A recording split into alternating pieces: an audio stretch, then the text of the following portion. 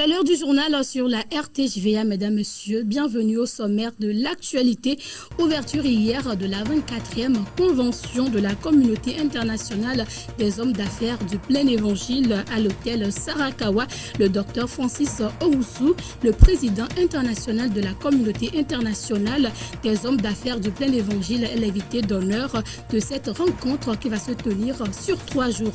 Page internationale au Nigeria, l'augmentation des persécutions contre les chrétiens devient de plus en plus inquiétante. Plusieurs médias confessionnels ou non se sont prononcés sur le sujet pas plus tard que le 31 octobre dernier. 7 chrétiens, dont un garçon de 12 ans, ont été massacrés par des terroristes dans l'état de Kaduna au Nigeria, laissant les populations sans voix.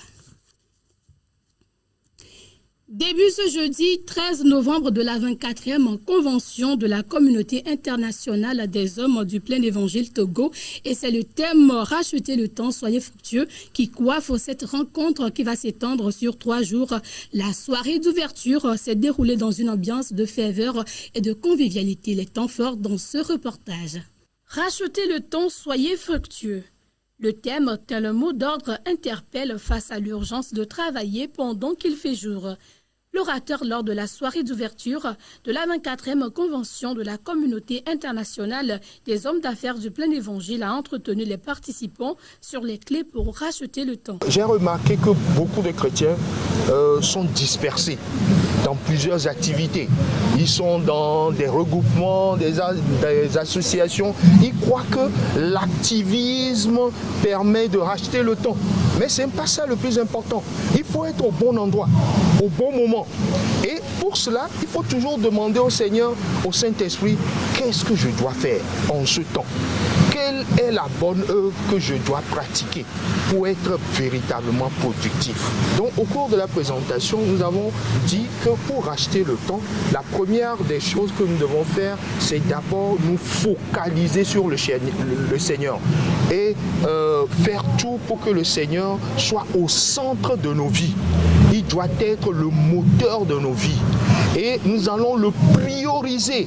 Et quand tu le priorises, ça voudrait dire que tu ne feras rien sans que lui, il ne te donne des instructions.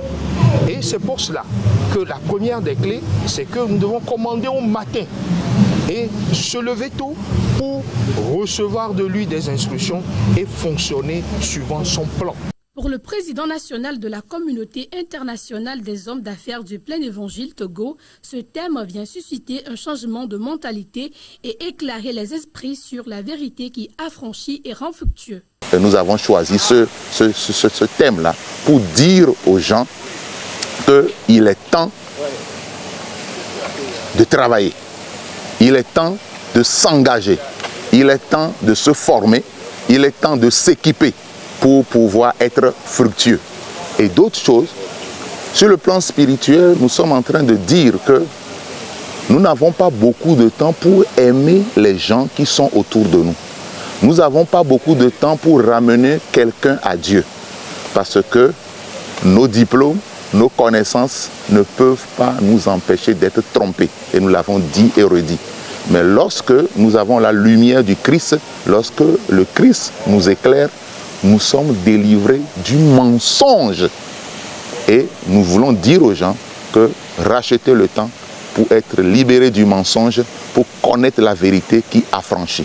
Née en 1952 aux USA, la communauté internationale des hommes d'affaires du plein évangile est implantée de nos jours dans plus de 100 pays à travers le monde. Pour cette 24e convention au Togo, le docteur Francis Owusu, président international de la communauté internationale des hommes d'affaires du plein évangile, est l'invité d'honneur. La convention se poursuit jusqu'au samedi 15 novembre. Vendredi 14 novembre, il y a 2 séminaires dans la matinée. Le premier séminaire, faire de bons choix en tant que leader, parce que c'est la responsabilité de tout dirigeant de choisir, de décider pour les autres. Deuxième séminaire que nous allons faire, c'est comment être libéré des dettes. On nous apprendra aussi comment investir dans sa propre vie. Nous aurons 2 autres séminaires dans l'après-midi sur la famille et le mariage. Et on nous apprendra comment investir dans la famille, comment investir dans nos enfants, comment investir dans nos relations comment est-ce que les relations, lorsque tu les nourris, lorsque tu sèmes dans les relations, elles portent des fruits et les fruits là reviendront pour toi. À midi, le vendredi midi, il y a un grand événement, c'est-à-dire le CEO Forum. Samedi, nous aurons un petit déjeuner de partage et à partir de 8h30, ici dans le même hôtel. Et là, l'orateur parlera de sa vie personnelle. Il parlera de ses échecs, de ses tromperies, les tromperies dans lesquelles il est resté et comment est-ce que Dieu l'a délivré. Et nous aurons l'après-midi un business forum qui est destiné plus aux jeunes entrepreneurs. Nous l'appelons dans le jargon du full de Young Executive. Tous ceux qui sont débutants, qui ont moins de 10 ans d'expérience, ils sont débutants. Donc on va les entretenir sur comment se lever dans sa nation pour Dieu et comment aimer sa nation. Donc on parlera de ça pour les jeunes, aimer sa nation, se lever pour Dieu, se lever pour Christ. Et on terminera par la plénière de clôture auquel je vous invite tous.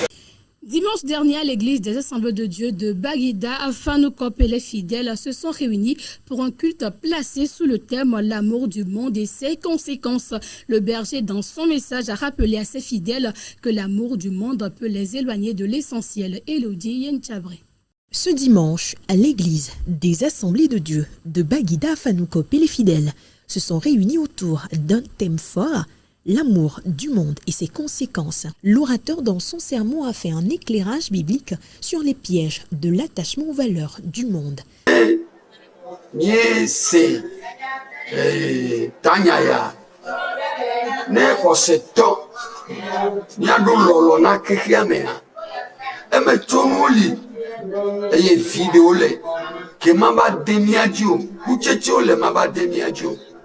Fole enyaya be akpareka awo mawu le penye pakplio be miato miapa gbene aiti chomo ale gbegbe la bena mawu benianu bena o ga to nyanyu aso nami o ponko nami le Yohanes bagbale gbanto eta aton pipi eta ve pipi wi aton so wi Andrea me e o ponko nami kudo ale ike giga benu nimbawo giga benu onti o ponko na mbere na gbere kokko nene me ma na gbele akasi o ma na gbele mati o ma na gbele mu majo nene me ke bo mi na gbele kokko nene me. Nous chrétiens, nous devons plus aimer le monde. Nous devons fuir la convoitise de la chair, la convoitise des yeux et l'orgueil de la vie. Nous devons aussi être vigilants. Nous devons aussi être vigilants. En faisant cela, nous irons au ciel un jour. Entre échanges et conseils pratiques, l'Assemblée a réfléchi aux conséquences sociales et familiales de l'amour du monde. Moi, personnellement, je me dis, nous devons être du côté de Dieu parce qu'avec Dieu, nous pourrons mieux avancer dans cette vie-là et avec Dieu, nous pourrons en fait pallier à ces trois enfants-là du monde actuel. À Afanoukope, Baguida, le culte de ce dimanche a tenté d'offrir des réponses à discernement, repentir et engagement communautaire. Le message est simple et puissant, préserver sa foi, c'est aussi apprendre à aimer autrement le monde, sans s'y perdre. Jésus, la lumière du monde, est prêché il y a des milliers d'années déjà. Malheureusement, plusieurs méconnaissent encore cette lumière. Dimanche dernier, un rappel a été fait aux fidèles des ZAD et de Détideke sur l'importance de connaître Jésus, lumière du monde. Flora Azaleka. Ici, nous sommes à Détideke, une localité située dans la région ecclésiastique Plateau Sud-Ouest. Ce dimanche, l'heure n'est pas seulement aux chants et danses, mais aussi à l'écoute de l'Évangile pour la transformation des vies. Le message titré « Jésus, la lumière du monde » relève du constat selon lequel plusieurs viennent à l'Église, mais demeurent dans la méconnaissance de la lumière qu'est Jésus-Christ. Pour le titulaire de l'Église, le devoir lui incombe de rappeler à ses fidèles la responsabilité que leur impose cette lumière. Il a de ce pas abordé son message sur trois angles que voici. Ce message, nous avons vu trois grands points. Le premier point, nous avons vu que Jésus est la vraie lumière. Jésus est la vraie lumière. Et cette vraie lumière qui est venue pour briller dans les ténèbres n'est pas pour une catégorie de personnes, mais c'est pour tout le monde. Nous tous, nous sommes appelés à suivre cette lumière. Et en deuxième position, nous avons vu que suivre cette lumière, c'est sortir des ténèbres. Bien sûr, des ténèbres du péché. Et si nous sommes sortis des ténèbres du péché, nous sommes appelés à marcher dans la lumière. Et en troisième position, nous avons vu que nous sommes appelés à porter cette lumière dans le monde. Jésus nous appelle à être ceux qui portent sa lumière. Nous devons être des témoins de Jésus dans le monde en portant cette lumière autour de nous, peu importe l'endroit. Si le chrétien vit selon la lumière, il ne verra pas seulement que sa vie change, mais aussi celle des autres. On nous a dit que Jésus est la lumière du monde. Et comme Jésus est la lumière du monde, nous qui suivons Jésus, nous aussi, nous devons être dans sa lumière. Et si nous sommes dans sa lumière, ça voudra dire que cette lumière va refléter à travers nous tout le monde. Nous sommes des ténèbres et que nous avons la lumière. Notre devoir, c'est à notre retour maintenant d'apporter la lumière au monde. Le Seigneur nous invite tous à être la lumière du monde, ce qui signifie que nous devons être la lumière, propager sa bonne nouvelle pour les autres. Réunion régionale répartie en plusieurs zones. Mercredi dernier à l'église des Assemblées de Dieu de Téléssou, les responsables des régions, des zones et pasteurs se sont rassemblés pour implorer la protection divine contre les fléaux de fin d'année. C'était autour du thème « L'église face aux dangers de fin d'année ». Marie-Louise Amouzou.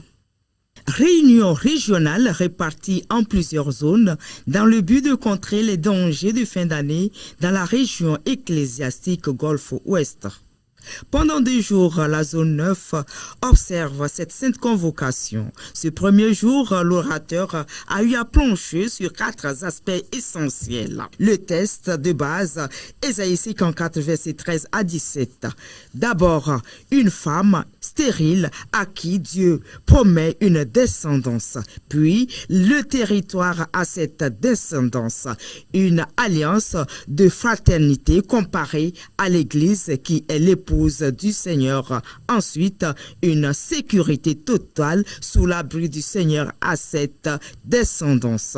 Pour le président de la zone, tout chrétien en fin d'année doit redoubler de vigilance afin de vaquer à la prière avec une sincère repentance pour échapper aux traits enflammés de l'ennemi. C'est pourquoi la Bible recommande à ses enfants de veiller et de prier afin d'échapper aux tentations, car le diable, l'ennemi, rôde comme un lion rugissant, cherchant qui dévorer.